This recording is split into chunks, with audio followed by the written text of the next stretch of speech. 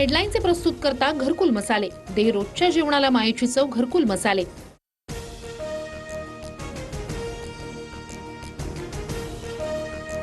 भारताने अमेरिकेसोबतचा व्यापार करार तात्पुरता रोखला. अमेरिकेकडून आयात शुल्क निश्चित करेपर्यंत स्वाक्षरी नाही, भारताची भूमिका. भारत अमेरिकेतील व्यापार करार पुन्हा लांबणीवर.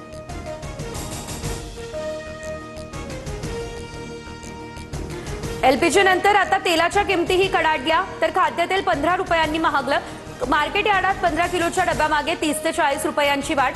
पुरवठा साखळी खंडित झाल्यानं दरवाढीचा उडाला भडका.